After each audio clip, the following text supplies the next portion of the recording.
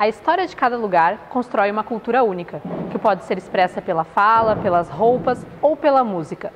Mas será que podemos identificá-la por meio da gastronomia? Quando a gente fala em formação de identidade, a gente está sempre falando num longo processo histórico pelo qual uma população de qualquer lugar no Brasil, em qualquer lugar, vai formando seus valores, suas ideias, consequentemente sua cultura, e a culinária está incluído aí.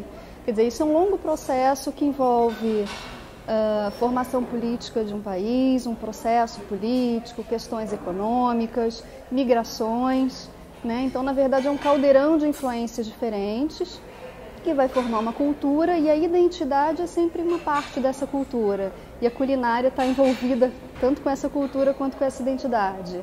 E o alimento, ele é uma memória, por isso que ele é cultura, por isso que ele é imaterial. De casa tu tem um prato, todo mundo tem alguma coisa da região, né? E essa é a construção, porque os hábitos alimentares eles não surgem espontaneamente, nós temos influência, nós temos nosso terroir, vivemos em grupo, vivemos em sociedade, isso reflete. Durante sua história, o Brasil recebeu muitos imigrantes de países diversos, e o resultado desse processo são identidades culturais e pratos típicos diferentes.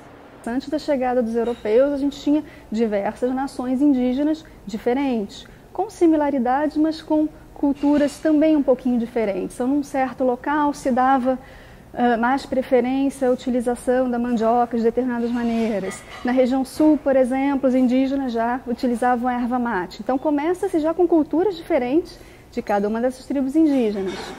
Depois você tem a chegada dos portugueses e, posteriormente, de outros grupos europeus. Eu digo que são vários países dentro de um país, porque além de clima diferente, de geograficamente ter vários microclimas e praia, montanha, quase deserto, caatinga, são vários biomas que vão fazer com que tenha ingredientes diferentes, também colonizações diferentes. Eu acho a junção disso tudo dá essa diversidade que é o Brasil.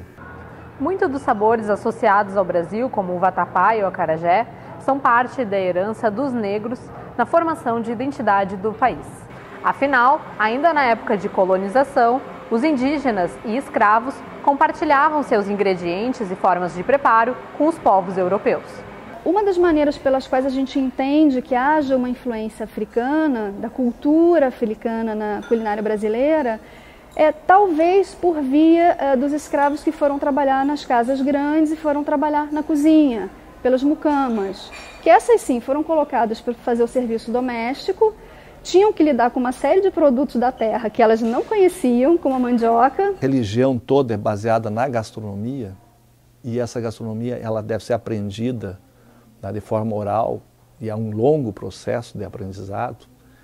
Um exemplo típico assim, do acarajé, que é oferecido a um determinado orixá. Antes eles ralavam numa pedra, botavam o feijão a inchar, enfim, depois amassavam com uma pedra específica para fazer a massa, aquele purê de feijão, para fritar, fazer o bolinho, o acarajé.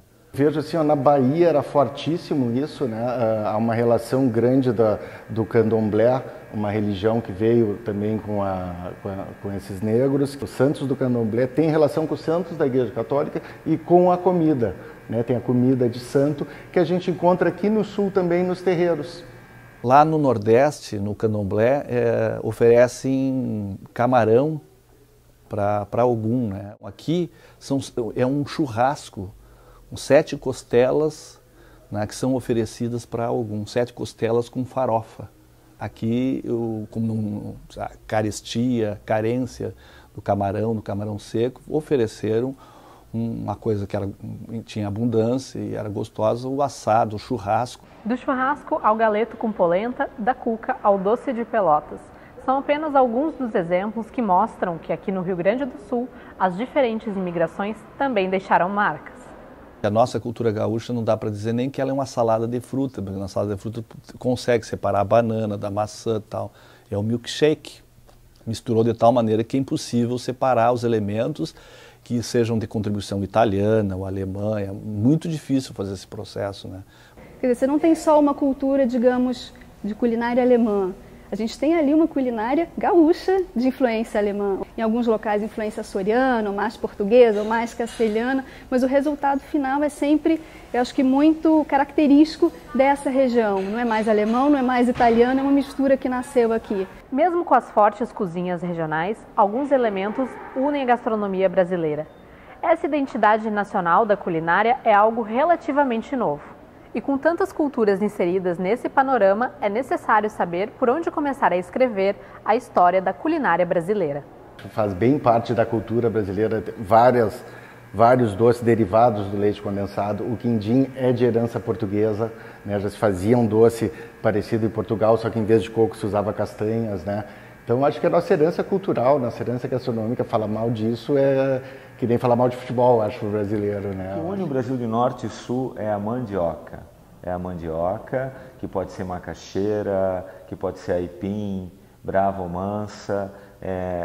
Isso une o Brasil de norte a sul. E as diferentes formas de como se fazem a farinha também. A gente tem uma identidade muito recente. E a gente está aprendendo a valorizar o que é nosso, a nossa gastronomia, os nossos insumos, há 30, 25 anos. Uma tendência agora é dar um passo atrás, é resgatar o que se fazia antes, é valorizar o pequeno produtor, os produtos da terra, a sazonalidade. Eu acho que isso que é aí a boa gastronomia. Qual a técnica eu vou empregar, mas raciocínio e coração, vai ter uma comida boa. É preciso investir na formação dos chefes, investir na base técnica, investir na exigência de bons produtos e aí sim, pegando bons produtos da nossa terra, tendo conhecimento técnico, tendo boas referências, disso tudo se criar algo novo. E algo novo que a gente possa dizer, não, é legitimamente brasileiro.